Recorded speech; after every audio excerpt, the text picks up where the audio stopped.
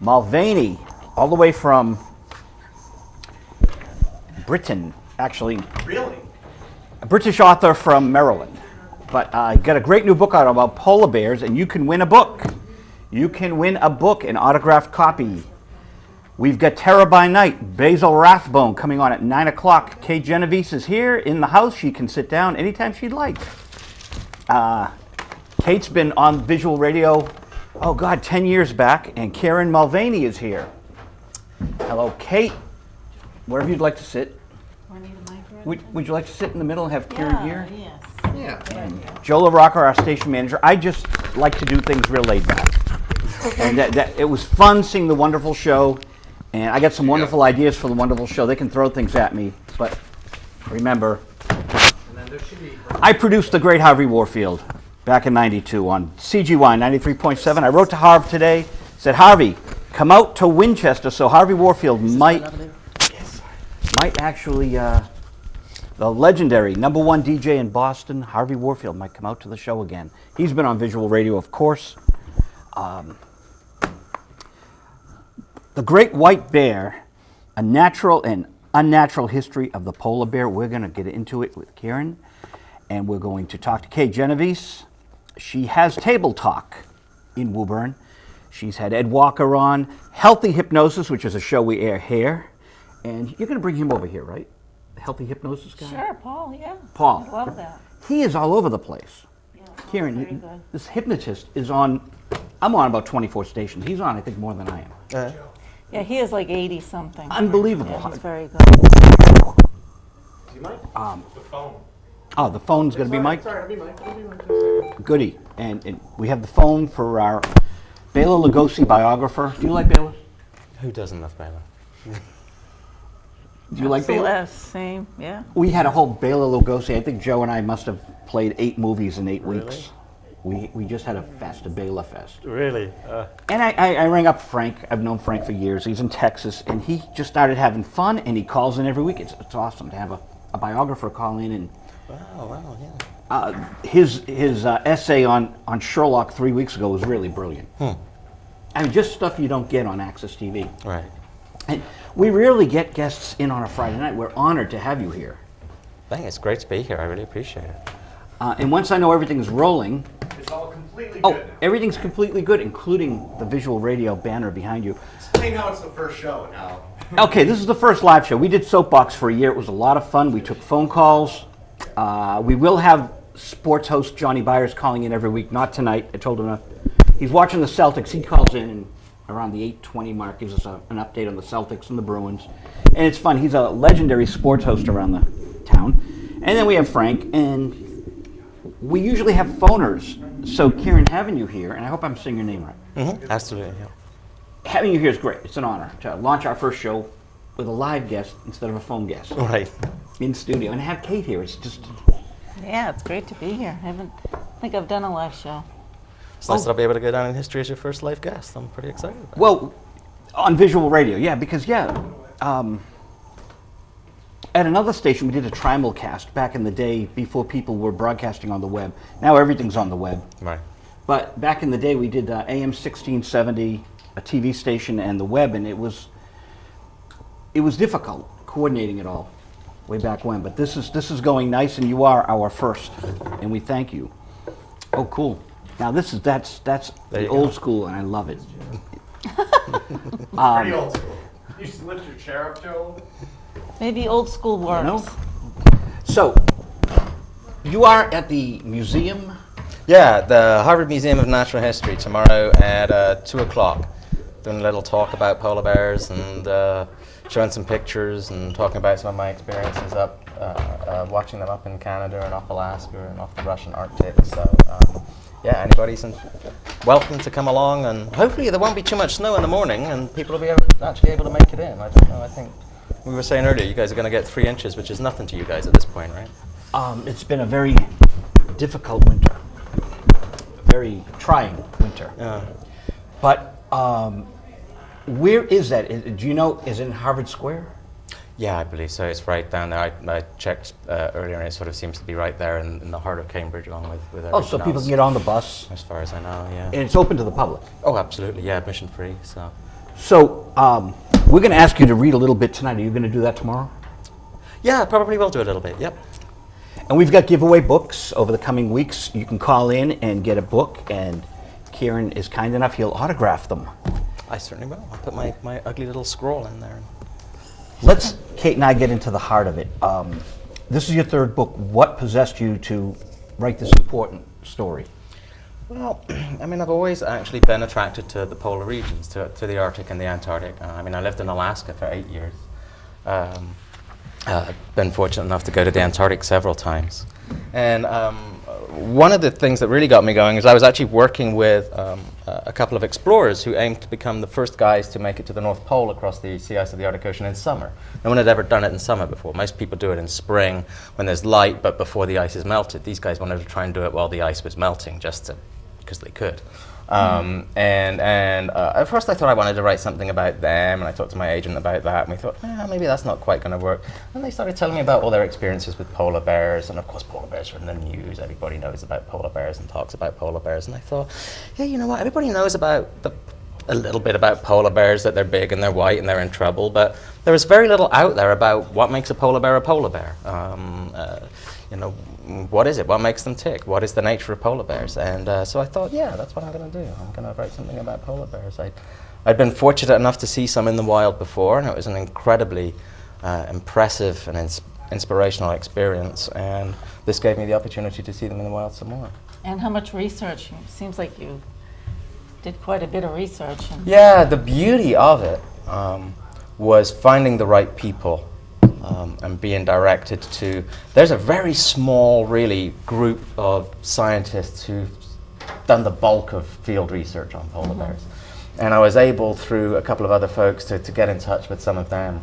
And so much of the work had already been done on one level, in that they'd spent so many years studying polar bears and writing scientific papers and so on and so forth. And then I had the opportunity to go out to this one place called Churchill, Manitoba, the polar bear capital of the world, where a lot of polar bears and a lot of people and a lot of researchers gather, and spent a fair bit of time there, and that was incredibly helpful.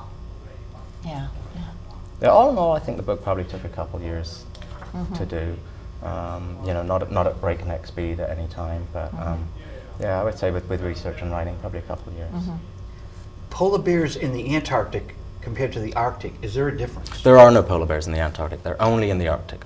The polar bears up in the Arctic, penguins in the Antarctic. Outside of a Christmas card or a cartoon, you'll never see the two of them together. With the trouble in the Arctic, can they be...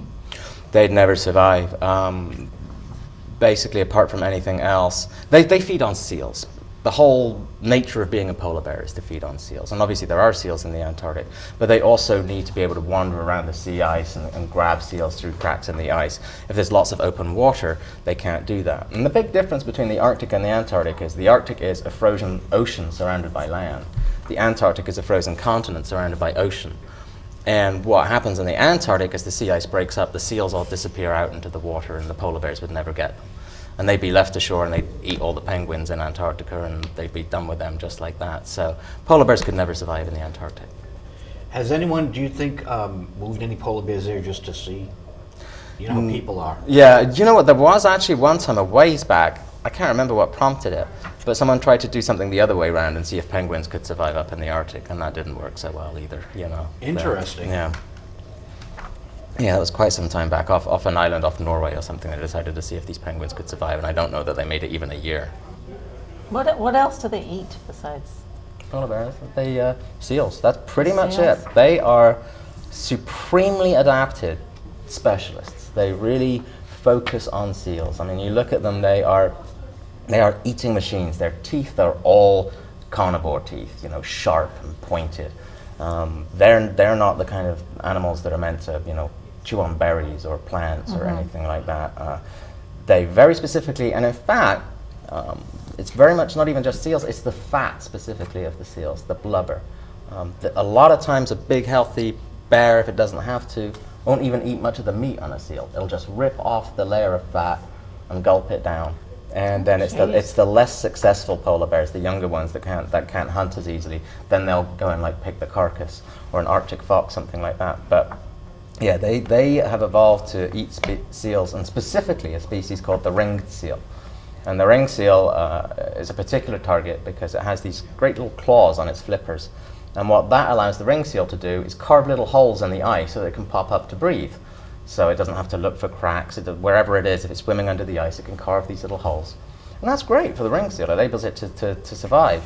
But it also means if you're a smart polar bear, and polar bears are very smart, all you have to do is find the holes in the ice, and you just sit there and wait, and eventually a ringed seal is going to pop its head up. And so a lot of times you'll find polar bears will just sit and wait by these holes in the ice. So did you observe this as well? I've never seen a polar bear kill a seal. I've seen them sometimes go through kind of behavior that they sometimes do, because ringed seals also build little dens on top of these holes that they haul out of.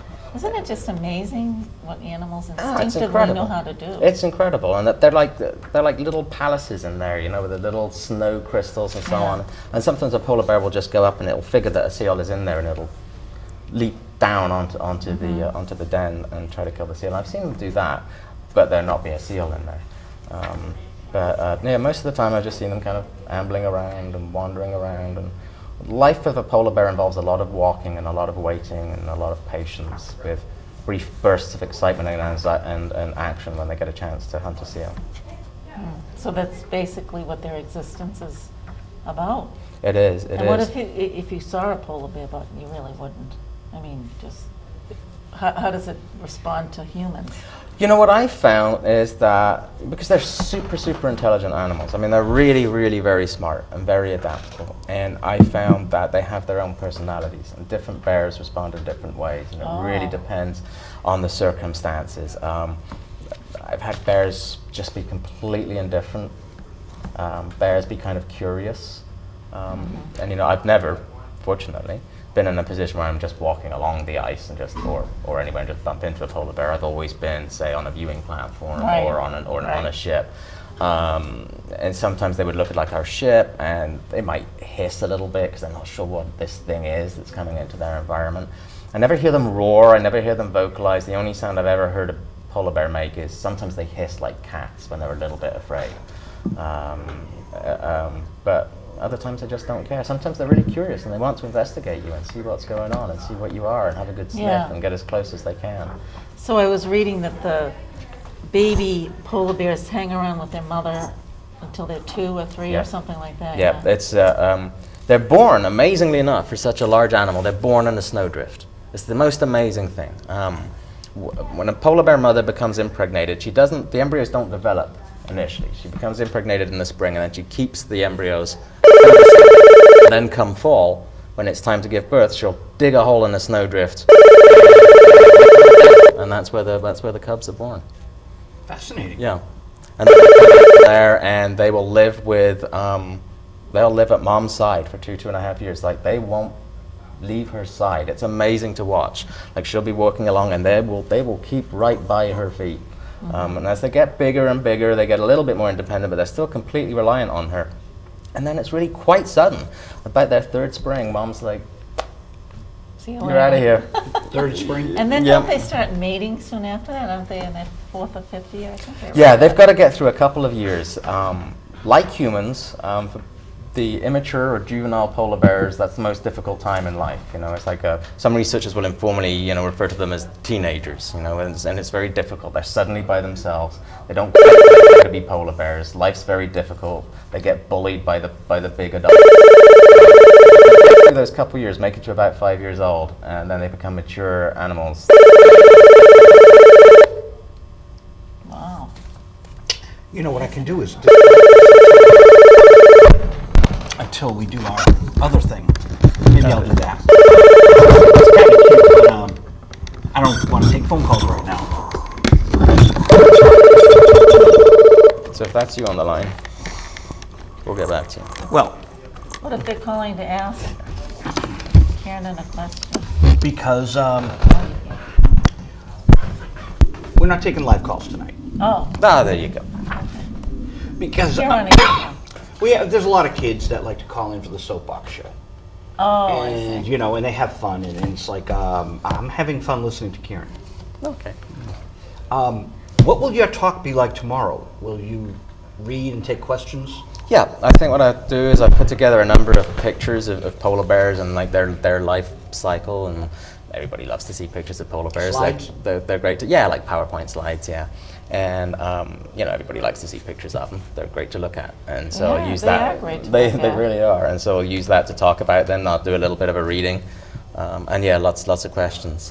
Except the very thin one in here. There's a very thin looking. There is, and that's part of the story of that I will be telling tomorrow. Oh. That's a very thin polar bear that I saw off the Alaska Arctic.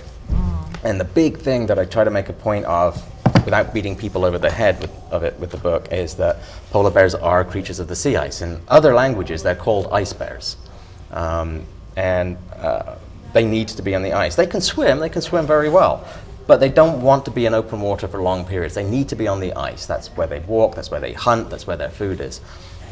There's a picture in there of a very thin bear that we encountered off Alaska, where there was no ice around really, just some ice floes, but there was no great vast expanse of ice. Yeah, right And here. this poor bear had obviously been swimming for a couple of days. It was thin, it was Oh, man. unwell, its fur just didn't look good, and it kept hopping up on a couple of ice floes, desperately trying to get onto our ship, because you could tell it could smell the food, it could smell us.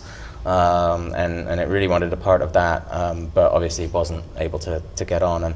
And you know, and as ice retreats, more and more bears have to go through that. You know, so it's a really difficult time. Yeah, there he is in the book there. And then look at the unfortunately other thin polar little- bears feeding in the town dump. Yeah, the real difference Wow. between a thin polar bear that's been struggling and a good, healthy, nice, rotund, fat polar bear is yeah, you can tell by looking at a bear pretty easily how well it's doing. If it's doing well, it's nice and fat. In captivity, what do they feed them? Seals? No, I'm not too sure what they feed them in captivity. I think it's some kind of, you know, big fatty mixture that they'll give them, you know, blocks of lard and that kind of stuff. I think because they really do like. It's all about fat. One scientist who studies them says they shouldn't really be called carnivores. They should be called lipivores because they just really it's all about fat for them. Well, now I've got the solution. You know how we have these big caverns underground where they're putting the seeds of humanity, and we've also got a lot of cheese and things stored Oh yeah. in the underground. Why don't we have these big underground caverns that we refrigerate, and we all the liposuction for all the people that are overweight, we just feed the polar Yeah, bears. there We you keep go. them alive. We get dinner. You're a nurse. This is you know. There you go. Polar bears aren't worrying about their cholesterol levels. Yeah, not so much. Well, my next question was for Kate. Being a nurse, what do you think of someone subsisting on lard? Well, we can't. Our makeup, we can't. But, you know, polar bears, evidently, that's what For they the cold. do. Well, that's the thing, because it is so very cold and because they're so incredibly well adapted to be able to metabolize the fat in ways that we can't. I mean, they're just incredibly efficient at using the And fat- what's the their fat life that- expectancy? Oh, in the wild, generally about 25 years or so, something like that. Females tend to live a little bit longer than males because even though polar bears don't normally fight with each other, the one time when they will fight is adult males will fight over females at mating time. And those fights can be pretty fierce just because they're very big animals and they can do a lot of damage to each other. I include in the book a story of one researcher saying that he's seen, you know, a female in heat like padding along and a couple of males coming after her, and one of them, like his ear is half hanging off, and another one is scratched badly just from the fights between each other, wanting the right to mate with the female. So as a consequence, the males tend to live a little bit less long than the females Well, do. you see things like that happen in human beings. Yeah, right. Yeah, but a little bit more So maybe extreme. there's not a whole lot of difference. Yeah, rarely does it get to the ear hanging off phase. Then you're in trouble. Well, Mike Tyson, but Yeah, that's Yeah, right. Mike Exactly. Tyson. Exactly. Oh, God. you say in the book that the bears are adapted to very, very cold temperatures. Now, they're warm-blooded, but they like the cold. Yes, in fact, they're so well insulated that are so well adapted for the Arctic that their problem is keeping cool. I mean, they are very, very well adapted. If you look often at a polar bear that's been rolling in the snow, it will get up and the snow will stay on it for a long period of time. And as we all know, especially in this environment, that you know, if the snow stays on your roof, then it shows that your attic is well insulated and the heat isn't escaping. And that's the same thing with polar bears. They're incredibly well insulated. They're very, very good at absorbing heat and not releasing any of it. They're like walking furry greenhouses in many respects. Their fur, even though they look white, is actually unpigmented. It just looks white to us by the way that the light reflects. It really does look, they look white. Yeah, and all the hairs are hollow. And the advantage of that is that it just traps the air in the hair, and that helps them to, create a warm air blanket. Interesting. Wow. And their skin, if you were to shave a polar bear, which I strongly discourage anyone from trying to do because it's just going to end nastily, you would find that its skin is black. Wow. And again, that's another adaptation to staying warm, because you want to, black obviously is going to absorb that much more sunlight. And so you have that, and then you have a very thick layer of fat under that. So they're really, really adapted to staying very, very warm. So much so, that they amble along. They'll amble along at a couple of miles an hour, and they can do that for miles and miles and miles and miles and miles. But if they have to pick up the pace, even to say 5 or 6 miles an hour, then they really start to overheat if they have to do that for too long. They're capable of really explosive bursts of speed if they have to go chasing after a seal. But they just can't do it for very long periods. They are built to just amble and wander over the So ice. how much do you think the average male polar bear weighs? Like 400 pounds? Oh gosh, no. It's safe to say on average about 1,200, 1,300 Oh my pounds for a God. male. Certainly in excess of 1,000. The scientists that I quote in my book, they guesstimated that the heaviest one that they ever found it to be about 1,760 pounds. Wow. Females are about half that size, generally around 600 pounds. But when they're pregnant, as I was saying, they build these dens in snowdrifts, and that's where they give birth to the young bears, and that's where the bears grow up for the first 3 months of their lives. They never leave these dens. And so for 3 or 4 months, the female polar bear isn't eating at all, and she's suckling. And so before she builds the den, she gorges, she stuffs herself. And so you see a pregnant female that's ready to make a den. She's heavily distended, really, really fat. And at that point, the females will get to about 800 pounds, which is about as heavy as the females get. Oh. Yeah, they're big, Amazing. big, big animals. And if they stand on their hind legs, which they're capable of doing, they can be 10 feet tall plus. And how long is the pregnancy? Well, it's interesting because they become impregnated at some point in the spring, and then they just keep the embryos, and nothing happens over summer. And then it's very rapid, because when the cubs are born, they're tiny, they're helpless, they're like 20 ounces. So it's, in a sense, it's the embryo is held in abeyance, and then suddenly there's some cue for it to happen. And generally within a week or two, we think of her making the den, out come the pups. And then they grow very, very, very rapidly, of course, over the next few months. Mm-hmm. Yeah, it's kind of amazing, really, that they come out and they're just so small and helpless. People don't realize elephants, mice, polar bears, everything has a different cycle. Right, And it really is worth studying. right. The great white bear, so you put the great there for a reason.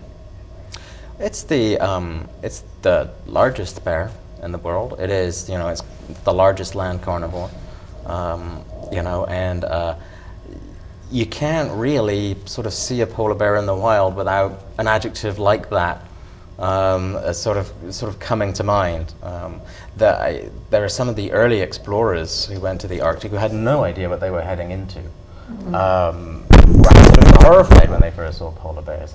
As one 16th century explorer said, we saw white bears of a monstrous bigness. And occasionally some of these guys would get shipwrecked, and they'd have encounters with polar bears that they really didn't want to have.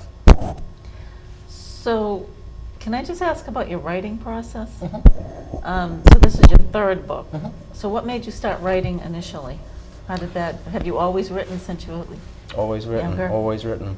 Always liked it. I think a lot of it is down, I can really put all of these influences, down to my parents. Apparently when I was very young, I would decide that I'd slept enough after a very short period of time, and I'd go downstairs and I'd tell my dad, I've slept enough now. And Dad would read to me a little bit, and then he would actually put me in bed with something for me to read myself. And so he would encourage me to do that. and so that got me into the whole reading Yeah. thing very early on. And then combined with that, my father was in the Navy, and he would often show me, photographs of all his travels, all the places he'd seen, the people, the wildlife. And so that kind of instilled in me as I was going along an interest both in words and writing and in reading, and in specifically being interested in reading and writing about the world, and getting that kind of wanderlust that I've had since then. So a lot of it is really down to that. Your parents were born within 2 months of each other. Did they know each other growing up? Here's a great story, actually. My mother knew my father's parents before she knew him. She was like the local district nurse in England. And my father's father was diabetic and blind. And my father's mother, for whatever traditionalist reasons, decided that she didn't want to give him injections. And so my mom would come by to give him the injections, and she became very fond of them, and would often, look after them, and at different points, stay there overnight just to check up on them, make sure they were fine and everything. One night, this drunken sailor comes home on leave, coming to, come see his parents, and he for some reason, he bought a bird in the cage, and that was swinging from his finger, and he kind of came a little bit noisily in through the front door, and suddenly this vision of beauty emerges from the guest bedroom and comes out and says something like, "Be quiet, you horrible old drunk, there are people trying to sleep here." And that was how my mom met my dad. I love it. Yeah, it's a great Yeah, story. that is a good story. Yeah. That is very good. Fascinating. I'm glad I asked. Yeah, Dad always loved telling that story. That and the fact that I'm quite a bit younger than my two brothers. I'm 13 years younger than one and 11 years younger than the other. My dad would love to say with a twinkle in his eye, "I came home unexpectedly on leave, son, one day." I was like, "Oh, got it." So your parents read your other books? Yes. Yep, and they were really, first Dad was very nervous when it became clear that I was going to follow a career path that involved writing about wildlife. I think even though he liked the fact that I liked all this stuff, the image in his head was that I would go to university, I would become a very successful doctor or lawyer, of course, earn enough to make sure that I could look after them in their dotage, and then because then when you've done all that, when you're like 40 or something like that, you can go off and do your writing, and I'm like 40, that's like forever. So I went off and did that, but they were so supportive of me nonetheless, and they really, really did get a thrill out of it, and I'd always planned to do this and dedicate it to them, but unfortunately they both died while I was writing this, which was a real shame actually, because this was one that I really, really wanted them to see. Especially when I lived in Alaska for a while, Dad always used to joke about, I think he was joking about me coming out of the front door and bumping into a polar bear, and he loved that kind of image, and so I really did want him to see this one. But Were your parents writers? No, not at all. My mom was also a nurse, actually. Dad certainly did like to read and write, and he actually had the most amazing handwriting I've ever seen. It was calligraphy, really, rather than handwriting. I mean, it's absolutely beautiful. You just don't see it anymore. The people who write so beautifully, it was always a thing to see. And I'm not quite sure where he learned to do that, but yeah, he had the best handwriting I ever saw. My horrible little spider scroll was a real disappointment to him. Well, Houghton Mifflin Harcourt is based in New York and Boston. Yep. So it's a Boston, I think the Boston people contacted us this week. Yeah, their main office, the main editorial is in Boston, and that's where the folks that I've been working with. And Your editor's here. yeah, my editor is here, Lisa White, and the other folks who work on the book are all based here in Boston, and so that's been one of the great things about being able to come up here. And 'cause one of the things with the book writing process, of course, is is oftentimes you're working with an editor, and you might email and phone back and forth for a couple of years. And I think we've been working on this book together for a good 3 years, and this is the first time that we've met each other today. So that's the good thing about coming up here. But Taryn, on the other hand, was actually a publicist on my previous book when she worked with a different editor, the publicist for this book at Houghton. So that's been great to Same reconnect. publisher? Different publishers, same publicist who happened to go from one publisher to the Well, other. because of the So- computers and everything, you don't have to meet. Like my editor was in Spain. I never Oh, met really? her. Wow. Yeah. Wow. Yeah, everything was, I just wanted to meet her at some point, and that hasn't happened. But Kate has 3 books out as well. Yeah, we were talking about that earlier, actually. I was Yeah. quietly, mentally comparing her Amazon sales ranks to mine. She That's wins. funny. So at the ends of the earth, what was that published. That was the first book? That was the first one that I did. That was published by Island Press in Washington, D.C. And that was really sort of a comparing and contrasting the Arctic and the Antarctic, and the stories of the two, and really how human exploration of the polar regions led to sort of exploitation, and attempts to find a way through the Northwest and the Northeast Passage back in the day. Led to the discovery of huge whale populations, which led to whaling, which really fueled so much of industry and development back there. And so it looked back and forth at the natural and unnatural history of those regions. And then the second book, The Whaling Season, actually for a period, one of my roles in life was to lead Greenpeace expeditions in search of Japanese whaling fleets in the Antarctic. And so we would spend about 3 months at sea at a time, scouring the radar and scouring the charts, trying to find whaling ships. And pre-whaling stories on the Discovery Channel. yes, exactly. Yeah, So before prior all to of that. that. Yeah, before all of that. And so yeah, then that was so. And also then we'd come back and then we'd work politically to try and reduce and whaling, and that book is sort of a history of whaling and the story of being at sea looking for whaling ships and our encounters with the whaling ships. So. I interviewed Sina Jedder-Naslund, who wrote a parallel book to Moby Dick, Ahab's Wife. Oh yeah. And she Yeah. came to the New Bedford Whaling Museum. Oh right, that's a place I've got to go. I haven't yet, but And so Dinky Dawson, the sound engineer for Fleetwood Mac, Lou Reed, we're colleagues, we're writing together. He drove all the way down to New Bedford. He's on Cape Cod, and I went down there and we interviewed her there. It's fascinating to do it in the Whaling Museum, but it's creepy to me that these poor creatures were slaughtered. in such vast numbers as well. Yeah. Yeah, but I should pull that one out and rerun it because Oh, interesting. we've got about 550 hours of programming. Right. So I mean, finding them in the basement and digitizing them, but it's important because that was a nice setting, and where you're doing this work, this is important work, Kieran. Thank you. I'm glad you're getting it out there. What was the publisher? Was that the same publisher as the first book? The second? The second one was the first two were the same publisher, Island Press. Yeah. So.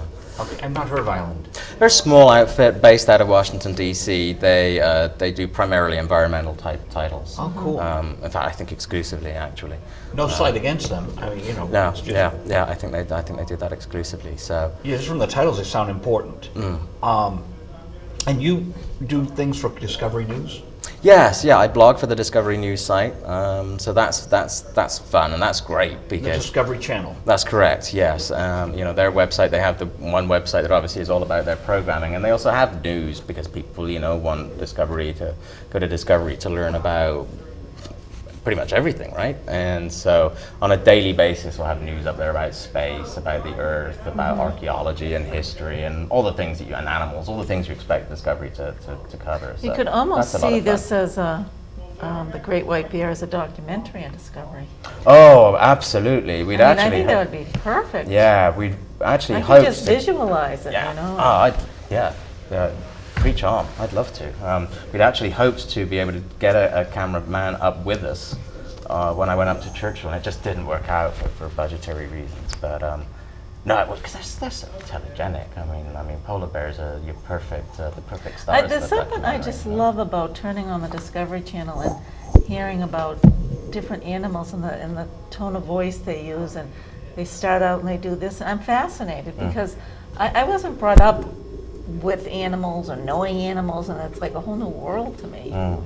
Flipping on that Discovery and learning all this. It's perfect. You can just put on any of them, right, and then you can just sit there and watch them for hours. It doesn't matter what comes up next. It's Yeah. always Yeah, it's very cool. yeah. I love the cover. It's very Discovery. I Isn't know, it great? isn't Isn't it good? You want to hug it. You want to pat it. I'm you not shouldn't. sure who the photographer is. Yeah, you definitely shouldn't.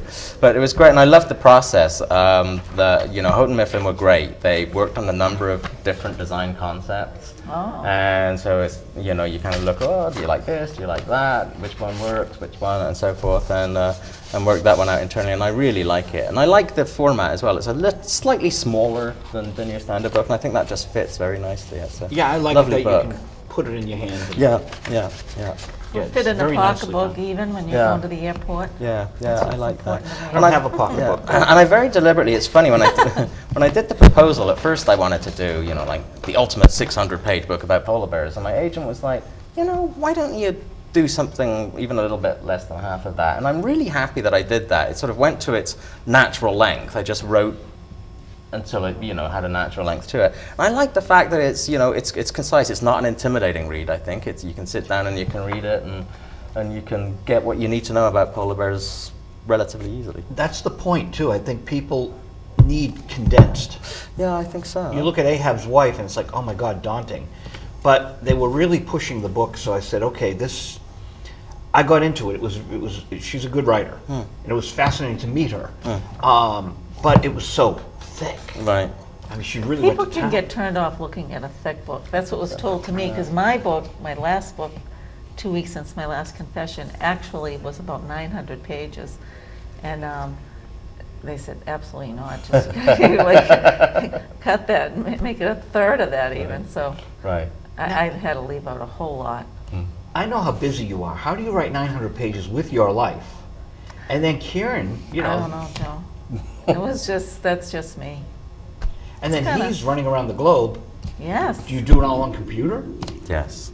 Yeah. I used to, when I started writing, and I had typewriters, I would always do like a draft in longhand, and then do Yeah. a badly typed draft, and then try to, you know, do the nice double-spaced draft after that. And do you do a lot of editing yourself initially? Yes, I do.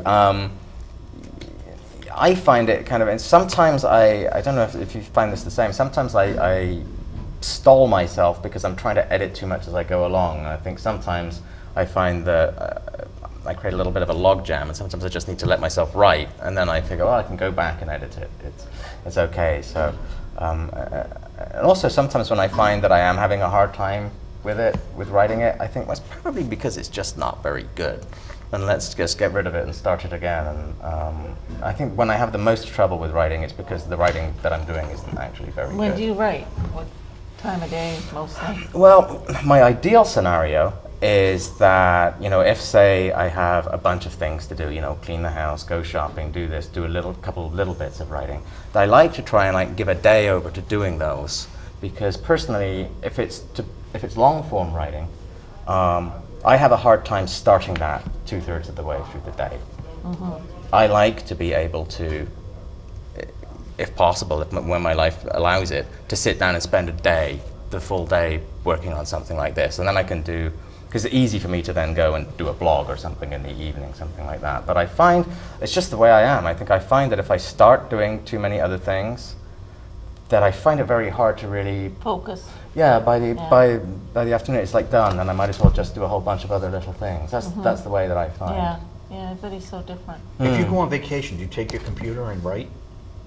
You know, it's funny, I write longhand. I can't get my thoughts down initially unless it's longhand. Oh I've my God. tried. Interesting. And so then I'm in the process, because I have my 4th book I'm working on, and I'm just starting to transfer it over into the computer. And for some reason, I'm finding that very simple to do. I don't know, it's more work, I realize that. But you I can just edit at the can't same get it time. down. I think it's all about, well, I started to write because of, you know, some incidents that happened to me, and my counselor said to me, you should write those down. Writing helps in the healing process, so that's what I started to do, and I was writing away. So I think that's in my mind, that a lot of it's healing for me to do my writing. Right. So you actually do, it's not even just the case of sketching out the notes longhand, you actually do the writing, you write the manuscript longhand. Oh, interesting. Yeah. I mean, because I do a lot of notes I've always got bits of paper around and a pen, just if something pops into my head, Yeah, I notes always are do big, that. yeah. I'm finding though, with this one, it's a little bit different. I'm not as long-winded writing. I say, oh, I know what I'm going to say when I put it onto the computer, so it's a little different. Well, you've done all these lectures now. She's done a lot of lectures. Oh, okay. I just taped her in a snowstorm at Stoneham Library. Oh, yeah. But are you doing libraries on the tour? Or? No, not really. I think basically, apart from being here, it's all a virtual tour. It's all very radio station oriented, having them call in and speak to them. And apart from anything else, it's just so much more cost effective, both in terms of what it costs to fly from place to place, and also what it costs for you energetically, to travel from place to place. I mean, I don't know about you, but I've gone to places, flown over to Seattle to do a book signing, and no one's shown up. Yes. Oh yeah. So I think the more you can kind of, and that's a good humbling experience. That's for sure. Yes. There's nothing like sitting at the desk, and I did a book signing. It's for At the Ends of the Earth, actually, in the Seattle bookstore, and it was set up for one lunchtime. It was obvious like a busy bookstore, and a lot of people go there for lunch. Nobody wanted to buy the book. And after a while, the people who obviously like to spend the full lunch hour browsing in the bookstore, they just looked embarrassed every time they walked past me, because you could tell they felt kind of embarrassed and guilty, and maybe I should buy the guy's book, but no, Yeah, nobody did. Nobody did. I don't like book signings for No, that nor do I, reason, yeah. and you shouldn't take it personally. No. Because sometimes people are intimidated by the writer, the author, and they don't want to go over, they're just, Yeah, I think if you're already a celebrity, then it's one Yes. thing, but otherwise, yeah, it could be quite difficult. I mean, the event like tomorrow at the museum is perfect, of course, because that's going to be, ideal. People can just come and just listen and have a thing about polar I bears without can't there being that picture kind you of at pressure. libraries, though. Wouldn't he have been good at the Stoneham where I was? Oh, sure. I Or- think the libraries, and they do. Kate's done really well. The Reading was yeah. packed. The libraries have been good for me. I like that. You give a talk. I talk for 45 minutes, 50 minutes, and then questions and answers, and then I have books with me, so people tend Right. to buy some. Right. So it's more than one avenue to go. Now, on the weekend, you may be interviewed by Craig Fenton. He is a Jefferson Airplane biographer and Jefferson Starship biographer. Oh, yes. So he's tremendous writer and great interviewer. But the reason I set him up with your publicist is his girlfriend is Becky the polar bear. I'm thinking, okay, Becky the Polar. Becky the polar bear is his girlfriend, and so it's like, okay, so he's going to interview Kieran. And Sounds like I should be interviewing him. yeah, really. But there's a little aside when if you do the interview with him this week, and he'll podcast it on the web Ah, okay. on his Jefferson Starship site. So a lot of Jefferson fantastic. Airplane fans will be tuning into your. Oh, excellent. Excellent. Maybe Grace will buy a copy. Huh? You never Who know. knows, right? They all know Grace is Craig because there's two main biographers of the airplane, Jeff Tamarkin and Craig Fenton, and they're both friends of mine. They're on my Facebook, and they're fascinating people that they documented this iconic band that hasn't had as much documentation as you think. Oh, really? They're not. But Is Craig's, Gracie Slick still around? oh yeah, but she came to the Burlington Mall and I missed her. Oh, she's an artist. She now. brings these Okay. marble I forgot about slabs to stand on because her feet are in terrible condition. So she stands on these marble slabs with her artwork at the malls. Really? Was she paints? Yeah. Marty Ballin paints too, the lead singer. And so Marty and Grace paint, and they have these, art, like you have an agent for your book, they have these art agents, and they go on tour, and Marty's going to come up here, and he does his art and his music, sings Miracles, and there's the paintings, Janis Joplin and Jerry Garcia. Wow. Jeez. It's just cool stuff. But so that's someone that's probably interviewing you, and you can ask him all the airplane questions. One, he knows everything. Airplanes over Antarctica. We got to get you to autograph these. Yes, We've got absolutely. about another 5 minutes, and Frank will be calling in. Okay. And we'd love to talk movies. I was going to talk to Kate tonight about Ashton Kutcher. Do you catch many movies? Not as many as I used to, I used to really enjoy going to the movies, and actually find the experience of being in a movie theater less pleasant than I used to find it. It's just, I don't know, like people's behavior in public doesn't seem to be quite what it used to be. I don't know really. So just fine, and it's expensive. So, but I will, I do like to sit down and watch movies at home. That's for sure. I reviewed the Ashton Kutcher Natalie Portman movie. No strings attached. No strings attached. Right. And I told Kate, I said, I'm no prude. There's like all these 20-somethings and teenagers in the audience, and this movie is just like really risque, Raunchy. beyond risque. Raunchy. Yeah, raunchy. Last Tango in Paris has nothing on this. Really? And it got an R rating, and I'm thinking, this is really an X movie. This is an X. But they want that R rating to get the kids Precisely, yeah. in. And I'm just thinking, stay at home and read about the polar bears and do something for humanity. But watching Natalie and Ashton go at it. Yeah. I ended up seeing it. Oh, did you? I did, and I felt even, Was it as bad as I thought it was? oh, it was, I'm glad I wasn't with one of my children. It was that bad. Okay, good. So it wasn't just me. It was raunchy. Yeah. It was almost like, don't these actors and actresses have some morals? Like, the whole world's going to see this. And the way they're acting, you know? And Natalie Portman always struck me as the kind of person who didn't do I that was kind of thing. Here we go. We're going to take a call. You're on Visual Radio Live. Yeah, this is Frank Delastrito. I'll call him to talk about movies. Wow, I have authors galore here. I have Frank Delastrito, Kieran Mulvaney, and Kate Genovese all on the show right now. All right. Well, I'm impressed. I'm honored to be with that company. Hey, Frank, are you back home? I'm back. I'm back in Texas. So you and the wife are finished with the journey. Yes. Frank was kind enough to, his wife let him call in on the journey Oh, yeah. to do the movie reviews. Right. So what movie are you showing tonight? Tonight we're showing Terror by Night with Basil Rathbone and Nigel Bruce. And Kieran, our guest, is from Britain. Originally Okay. so, yep. And isn't Basil Rathbone from? He was. Actually, assume so. Basil I Rathbone assume was so. South African. Ah, was he? There you Yeah, go. I think he went as a young man to live in England, but he was born in I think it was Johannesburg, but he was definitely South African. So I think he was in Britain when World War I broke out because he definitely fought in the British Army. And if you're from Britain, this movie starts in England and it ends in Scotland because it all takes place on a train. And there's a murder on the train, and Holmes is trying to solve it before the train gets to where it's going. So they do cross the border, and there's a jurisdictional dispute between the Scottish police and the English police, which I guess happens every now and then. I don't know. But this raises a question. If you kill a person on a train and you kill them in England and the train goes into Scotland, who's in charge? I don't know. So Roy William Neal directed this. Did he direct all of them? Do you know, Frank? He didn't direct all of them, but he directed a good many of them. And he also directed Frankenstein Meets the Wolfman. Oh, truly. Did he? Ah. And he did a lot of stuff. I think he did a lot of westerns, but he was a workhorse director for Universal during the 40s. Let's see, I just called up his credits of the Sherlock Holmeses. He directed 1, 2, 3, 4, 5, 6, 7, 8, 9, 10. That's 11 out of 14. So that's not bad. So. Yeah, he did them, and in the middle came Frankenstein Meets the Wolfman. And there is one actor who is in all those movies, and that's Inspector Lestrade, because he actually, Dennis Hoey, who played Inspector Lestrade, pops up in Frankenstein Meets the Wolfman. Oh, Really? Wow.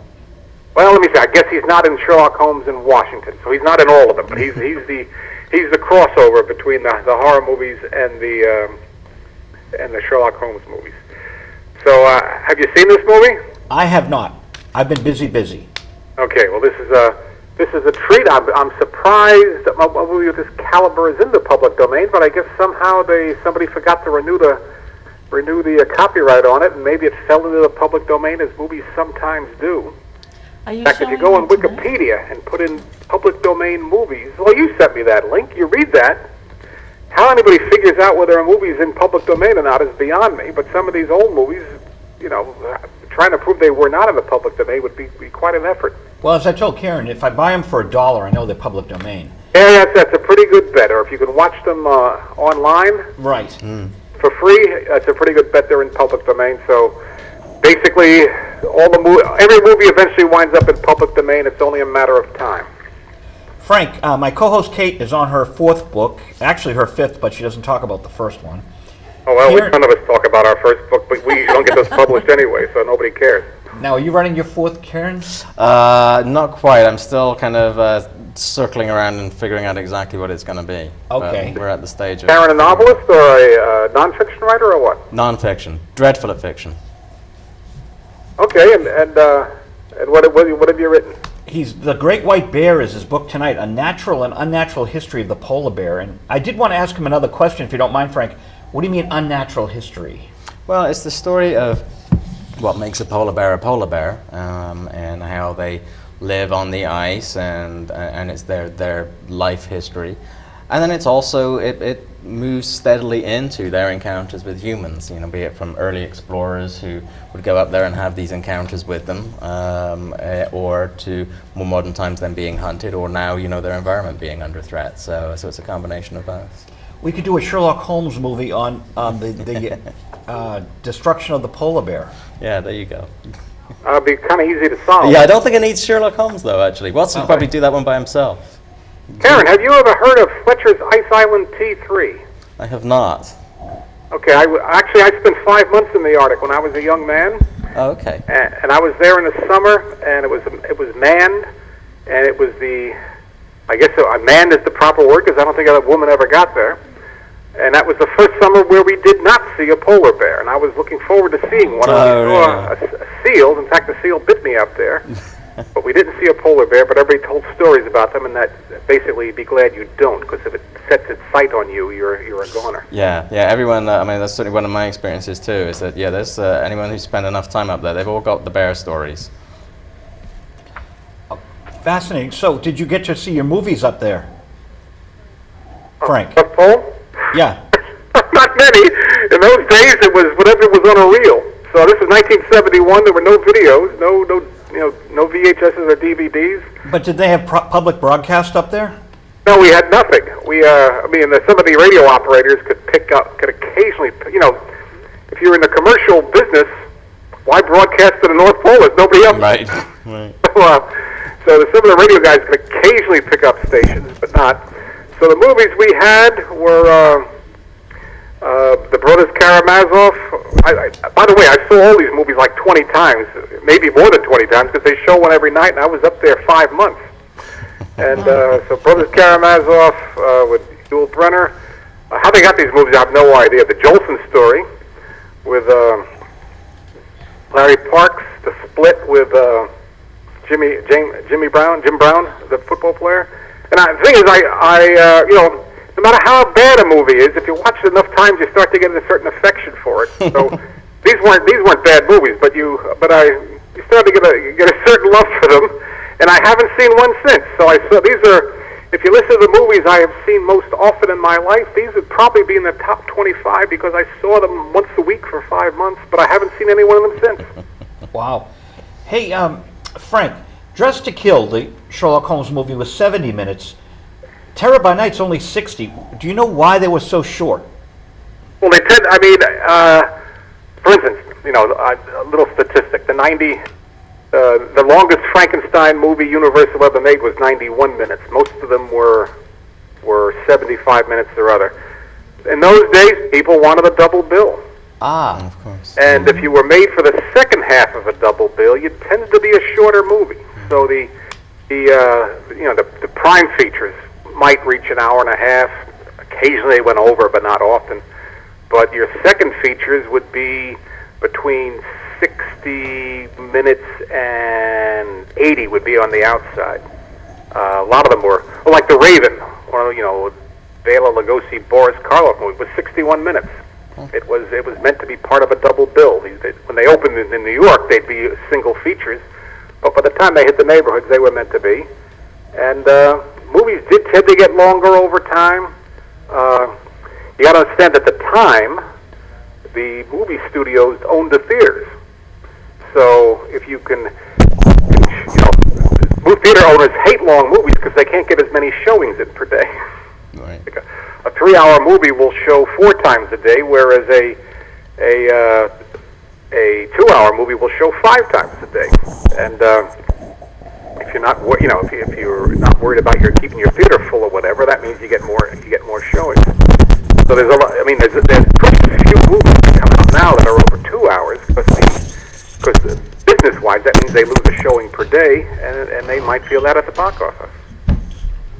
So I saw a 2-hour movie, and you're the man. You know these things. This is incredible. But keep talking, Frank, or Karen, or Kate, because okay. I remember when the Godfather came out. It's well over 2 hours, and that was kind of a stir at the time. There had been these big epics like Gone with the Wind is famous. It's almost 4 hours. Ben-Hur, I think, is over 4 hours. I don't have the running time from you, but it's a long those movies tended to die out, and finding something over 2 hours now is not that common. And I remember when The Godfather came out, because people didn't know how it was going to do it. It was a mega hit, and but a lot of people didn't see that coming, and they thought they were shooting themselves in the foot by making it a long movie. But it worked, you know. And do people want to sit around for 3 hours? Well, they will if it's a good movie. They won't if it's a bad movie. My mic is very noisy tonight, which is very unprofessional of me, but I've got the Eagle poster. I was supposed to interview Channing Tatum this week, and the train breaks down. We can't talk about the movie, but I will say it's 2 hours. I can talk about it next Friday, because it comes out next Friday. What Eagle are you talking about? The Eagle of the Ninth, which is in the year 140 AD. It's very well done. And I can't talk about it because it's... Okay, now I know what you're talking about. I'm sorry. But that's all right. We will discuss it next week before we go into our next movie, which you and I and Joe will figure out what that will be. Maybe it'll be a polar bear movie. Any polar bears in the public domain? I'm trying to think if there's a good polar bear movie. And, unless you find some old bird documentary or something like that, I'm not quite sure what it would be. I am ashamed to admit I've never seen Abbott and Costello's Lost in Alaska. I don't know if a polar bear shows up in that or not. There's got to be polar bears in movies, but I'm drawing a mental blank. But I'm ashamed to say I can't think of one. Yeah. What I'm going to do right now is I'm going to thank Kate Genovese. I want everyone to sit here. Wasn't this cool having two? Very nice. Yeah, it's been great. Thank you. We had you surrounded.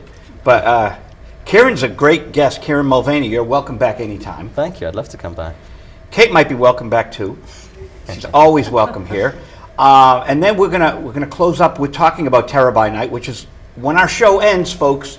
The public domain movie begins. It won't be The Eagle, but I love these old movies, and I do want to watch this one, Frank. Oh yeah. This is a good movie. I think people might think it has a weak ending because you can figure out what's happening, and usually you like to be hit in the face with, oh, that's how he figured it out and all that. There's some great moments in there when Sherlock Holmes is pushed out of the train and has to fight for his